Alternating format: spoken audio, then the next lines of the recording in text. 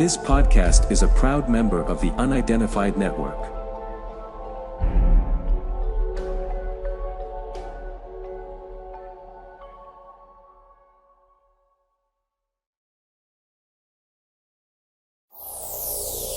On the Track is a monthly web TV show about cryptozoology, natural history, green issues and whatever else the team feel like making up as they go along. Enjoy!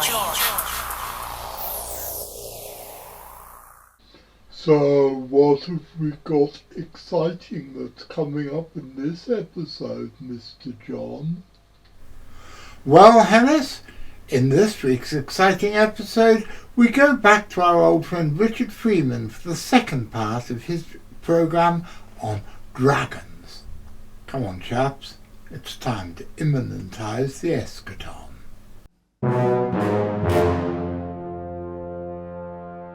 I really like the old credits.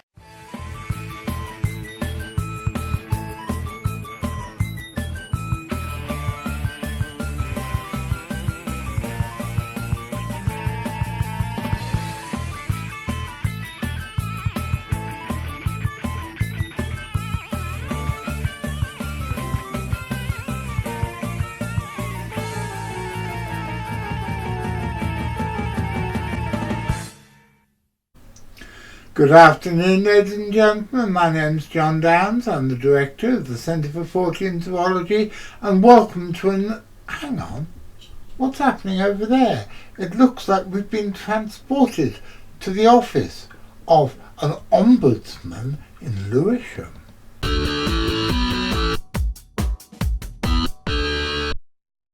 It was better in the 70s, wasn't it, Barry? Ken, it was better in the 70s. Beer was better in the 70s. You had Double Diamond and Watney's Red Barrel and the Party Sevens. Yeah, the Party Sevens. And do you remember the little silver doohickey or the little silver can opener? Yeah. Beer, it was better in the 70s. Ken Jevons, Orang Pendek, appears courtesy of Lewisham Town Council.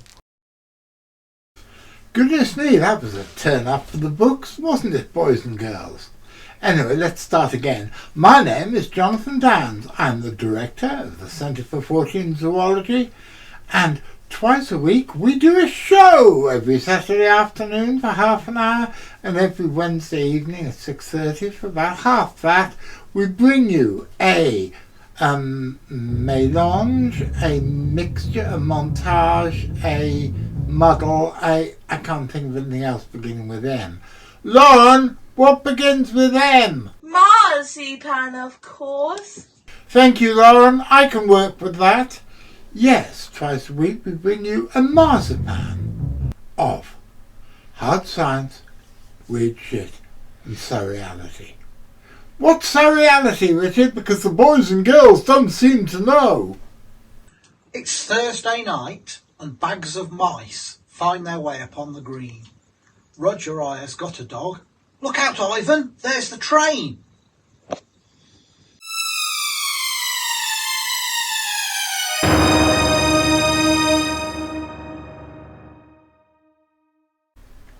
Well, ladies and gentlemen, now all the preambles are preambled. It's back for the second part of my conversation with my old friend and colleague Richard Freeman, and we're going to carry on talking about dragons. Our old friend Lars Thomas, the Danish biologist, he said he was contacted when the Icelandic volcano with the utterly unpronounceable name erupted a few years ago, downing all air travel around Europe. And he said a guy contacted him and he was looking at this eruption through binoculars, and there was a great column of ash coming up, and he saw what he thought was a plane flying around in the ash. And he thought, what the hell is a plane doing in the ash? And this great column of ash coming out of the volcano. And then he said the plane started to beat its wings, and what he was looking at was an immense dragon. And he said to Lars, either I've gone mad or I saw a dragon. There's the wonderful Linda Godfrey who's best known for her studies of the Beast of Bray Road, modern day Wolfman sightings. She wrote a book called American Monsters. Lovely woman and sadly missed. Great researcher. And she covered all sorts of monsters in this book. And in, I think it was 2007, in a town called Oconto Falls in Wisconsin, there was another mass dragon sighting. A bunch of young people had been to a concert, were in a car park, and they saw a ball of light or a ball of fire shoot across the car park, and they wondered what it was. And then shortly after, an immense dragon flew across the car park, and they said it was white in colour. It had 4 legs that it held up close to its body, 2 big bat-like wings, a long tail, once again with the arrowhead on the end, a long neck and a wedge-shaped head. And they said when it breathed fire, it didn't breathe it in a jet like you see in films or in books. It came out as a ball of blue and orange flame. And one guy, when he went home, talked to his family about it. They didn't believe him, but later that night his mother and his sister saw the same animal flying above their house, and they described it exactly the same way. And they said it seemed to have a couple of smaller ones with it, like the one at Waverley Abbey. It seemed to have a couple of young ones with it. South Africa, they believe in the flying snake of Namibia that's supposed to have a light in its head, like a jewel that shines in its head. And there was one case in 1977 of a farmer phoning police saying this thing was killing his cows, and he described it as a dragon, a great serpentine beast. He said smoke was coming from its nostrils, it had huge jaws, it was biting into the cows, and had bat-like wings, and he said it looks like a dragon. And they're just a few. When I was in Mongolia, there looking for the death worm, I heard stories of contemporary dragon sightings. Their equivalent to a county is called a sum, but Mongolia is such a vast country that a sum or a Mongolian county can be the size of a small country. And there's a sum centre, which is like the capital. And we were at this one place, and we talked to the head man at the sum centre, and we were talking mainly about the death worm. But he said that there was a travelling doctor came to their sum a few years before, and he claimed to have seen a dragon coiled up in a well, and he said it was green in colour and serpentine, and its head looked like the head of a camel or a horse, but it had horns, and it seemed to have limbs as well, and it was coiled up in the well. And this was a doctor who said he'd seen that. And we heard another story of a dragon emerging from a well.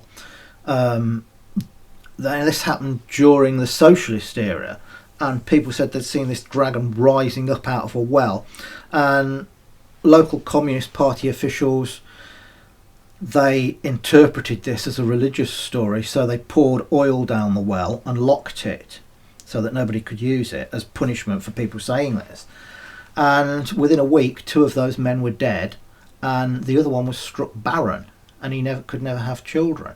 It seems that dragons don't like Communist Party officials, because a similar thing happened in Lake Wembu in Tibet around 1980. There was supposed to be a dragon living in Lake Wembu, which was supposed to be an enormous, great green, scaly thing with horns and a long neck that lived in the water and would sometimes overturn rafts or boats and stuff. And a yak belonging to a local Communist Party official was tethered by Lake Wembu, and the thing's supposed to have come up out of the lake, grabbed the yak, killed it and dragged it back into the lake. And Lake Wembu is at a high elevation, so it couldn't have been a crocodile because the waters are way too cold. So dragons don't like communism. Who does? But you still have basically the same stories or very similar stories all over the world. Yeah. And interestingly, if you look at British dragon legends, the old stories from long ago, they're very similar in that usually there's not a hoard of treasure. The idea of dragons hoarding treasure seems to be more of a Scandinavian thing, where they're associated with old burial mounds. There's very rarely a damsel in distress, like a princess who's been taken out as a sacrifice to the dragon. Well, that's ancient Greek myths, isn't it? Yes, that's Perseus and Andromeda. Yeah. That's where that comes, because the legend of St George is basically a rip-off of Perseus and Andromeda. St George, the original stories of St George don't involve a dragon at all. That was tacked on much later. But British dragon legends, a lot of them, the creature just appears, scares the bejeebers out of a community, maybe kills some people and livestock, and then vanishes again. It sounds very like, strange creatures that are seen today that appear, scare a bunch of people, then seem to melt back into wherever they came from. I still think there is something, and I hope this doesn't sound like I'm in bad taste, but I know he was very ill, and he was incredibly brave and carried on doing his thing, even though he knew he was likely to die. But Darren, who was the first person to see the dragon at Waverley Abbey and tell me all about it, he was dead within 2 months. And I still think that that ties in with so many of the other stories about human-dragon interaction that you've told me over the years. Well, Darren had a brain tumour. I think that was a pre-existing thing. I don't think it was anything to do with the dragon. But in The Dragon and the Disc, F.W. Holiday seemed to think that dragons could have a baleful effect on those that saw them. What Doc Shields would have called psychic backlash. And the Reverend Dr. Donald Oman believed that the Loch Ness Monster was actually a dragon. It wasn't a flesh and blood animal like a giant eel or a plesiosaur. It was a literal water-drilling dragon that had this baleful effect, and he tried to exorcise Loch Ness. It failed, obviously, because people still see the Loch Ness Monster. But he ran across similar things in Scandinavia. He was in a place called the Fjord of the Trolls in Norway with a Norwegian captain on a boat when he saw a sea serpent, and the captain said, "This isn't a flesh and blood animal. It's similar to the biblical serpent from the Garden of Eden. It's a supernatural creature that has this baleful effect." And then some years later he was talking to a psychologist in Sweden, and he recorded that people that had seen the Lake Sturgeon monster, he said, and I quote, "There was shocking moral degradation of the people that had seen it after they had encountered us." And he tried to, the Reverend Oman tried to exorcise Lake Sturgeon as well. So people who are interested in dragons have shocking moral degradation. Yes, I was wondering who's going to try and take that to its logical extension. There's one thing that I think is very interesting, is the difference in character, but that's not really the right word, between European dragons and Oriental dragons. Well, if you go back far enough, dragons weren't just monsters, they were gods, like Tiamat in Babylon, who is supposed to represent chaos and the ocean, and she was a primordial god monster that gave birth to all the other gods, and she had to be slain by one of her children, Marduk, who had a bag that contained all the world's winds in it and some magical arrows made of lightning, and when Tiamat opened her jaws to swallow Marduk, he released the winds into her stomach, so she swelled up, and then he shot her with a lightning arrow, and half of her became the earth and half of her became the heavens. So these very old stories are all about dragons as gods, and once again, rather than fire, which is a European thing that they're associated with, they're always associated with water, primal water and chaos. And I think the beneficial dragons of Asia and the evil dragons of Europe. I think it's more of a cultural thing, because if you look more closely at the Asian dragons, they can, when they're angry, cause floods and earthquakes and tsunamis. In Japan, a tsunami is called the dragon's roll, because they thought a dragon thrashing its body would make the tsunami. So they have to be treated with respect and respected if you don't want to make them angry. And because also they control rainfall, their breath condensed and formed rain, so they had to be placated and worshipped. One thing I remember you telling me from, I think, Sumatra, is that the local people believed that pythons grew into giant fish and grew into dragons, or was it the other way around? No.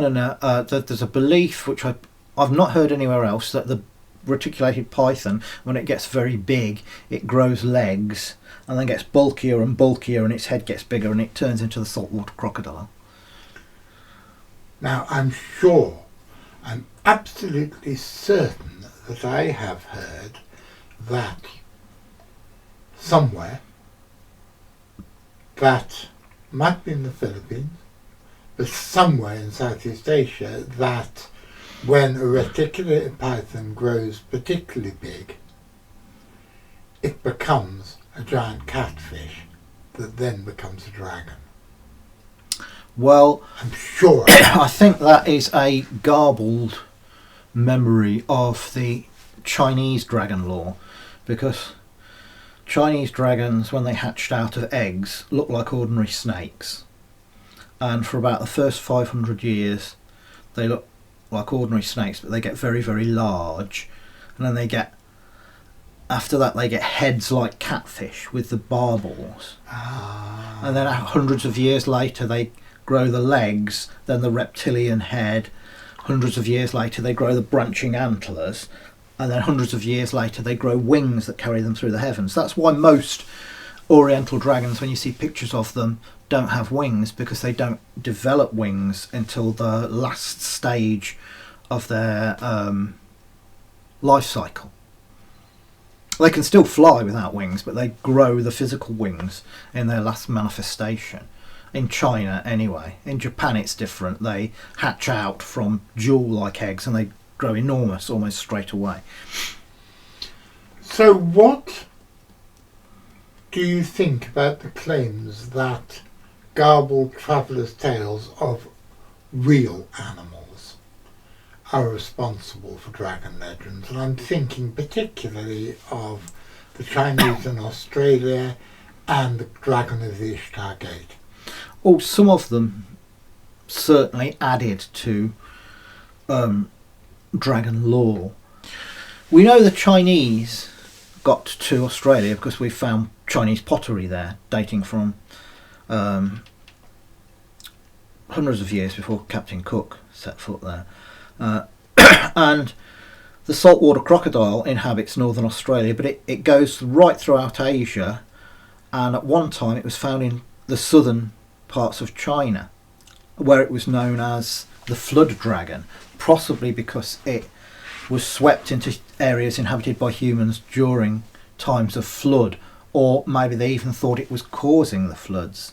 And the saltwater crocodile is a very dangerous, formidable animal, 8-9 metres long at its max, a known man-eater, the most powerful bite of any living creature, and it would have been a truly formidable beast. But there are records of local officials reading out proclamations to saltwater crocodiles in the belief that they could understand them, because they thought they were related to the celestial dragons. They were thought of as a very primitive form of dragon. And the much smaller Chinese alligator, which only grows to about 6 or 7 feet long, that was known as the swine woman's dragon, and it was thought that when it vocalised, it was predicting war. So that they certainly added to dragon lore. The Nile crocodile of Africa, which would have been encountered by crusaders and may have even been brought back to Europe. There was a story, Alexander Dumas wrote about it, of a Italian noblewoman that was supposed to have fed her lovers to a crocodile she kept in a great pit, and actually that was proven to have been real because they found the remains of the crocodile when the ruins of this woman's house were excavated. They found an enormous dead crocodile, the bones of it, exactly where it was supposed to have been, and it was supposed to have been killed by being fed a poisoned haunch of horse meat, but that was a legend that turned out to be true. Well, I know these days people think of the Nile crocodile only being found in sub-Saharan Africa, but within historical times they were found in Egypt and Palestine. Oh yes, yeah. I believe they went as far north as southern Turkey at one time. Wouldn't surprise me at all. And then of course you've got the bones of dinosaurs and other large extinct animals. In China, these were believed to be dragon bones because they thought that when a dragon shed its skin like a snake, it shed its bones as well and regrew them, and the old bones turned to stone and fell to the earth. And there's whole treatises written on how you should collect dragon bones and how they should be prepared for medicine, and they were powdered, and the yellow ones were more potent than the black ones, and women should never collect them or they'd lose their potency, and all this folklore to do with the bones of dinosaurs and other large extinct animals. One thing also that I find interesting is the way that dragons have been co-opted, if you like, by various religions. Going back to there was crocodile worship at a place called Crocodilopolis, wasn't it? And dragons have been co-opted. The big one that affects us is the one you talked about earlier, how St. George, who was actually a fairly dubious, wasn't he Syrian? Syrian or Turkish?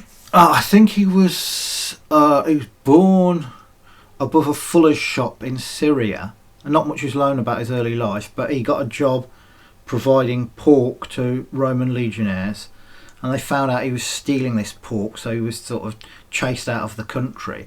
And later he got involved with an early heretical group of Christians that didn't believe in Christ or the divinity of Christ, and his fortunes waxed and waned with whatever the Roman emperor believed in at the time, and he became a bishop and desecrated a number of pagan temples and raised taxes. So the people, angry with this, tried to kill him. So he was arrested for his own safety and put in jail, but they broke into jail, beat him to death and threw him into the sea.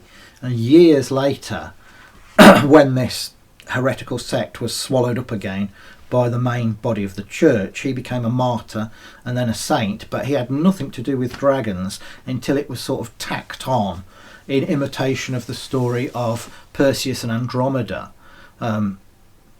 Andromeda had been staked out as a sacrifice to a sea monster called Cetus, which is where we get the word cetacean from. And it's supposed to have had a head like a greyhound and a body like a giant dolphin.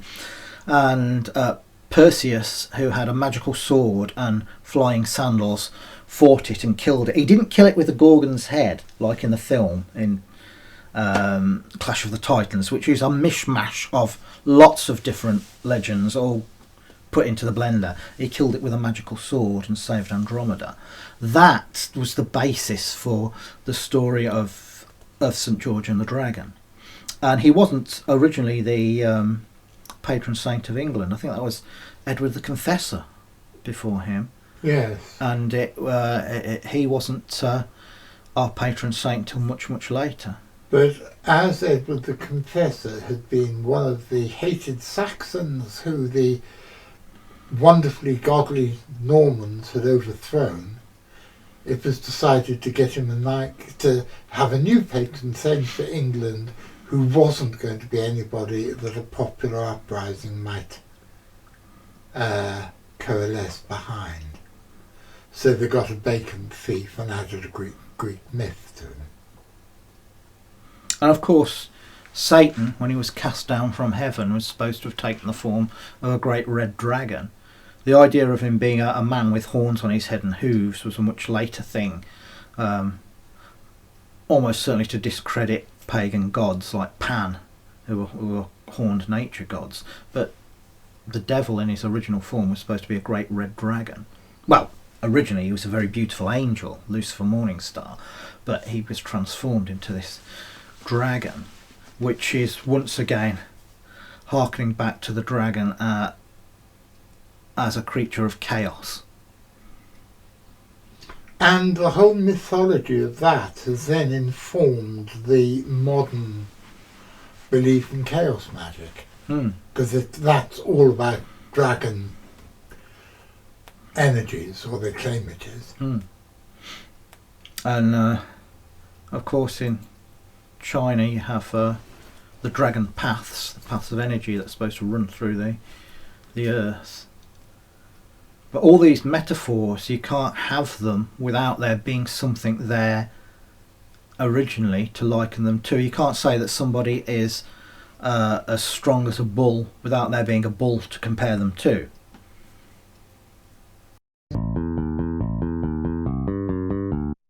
If you want to support us and help us make more content like these, please press like, subscribe, follow our Facebook page and check out our Patreon. And as the ghost of Joe Strummer, who's an ever more regular visitor to my little studio, says, Don't forget to ring the notification bell, otherwise you'll miss the new episodes. and that would be an awful pity, wouldn't it? They might be thinking about visiting the south. Well, there's things you need to know. The south might seem quaint, but remember, in the south, they drink shandy, they keep cats, they vote Tory, they go to focus groups, they go to wine bars, they're as soft as shite. So if you visit the south, remember, think once, think twice, think soft as shite.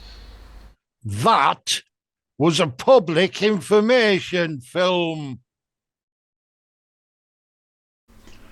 And so, ladies and gentlemen, here we are at the end of another show. I hope you enjoyed it. Richard and I can talk about dragons until the cows come home.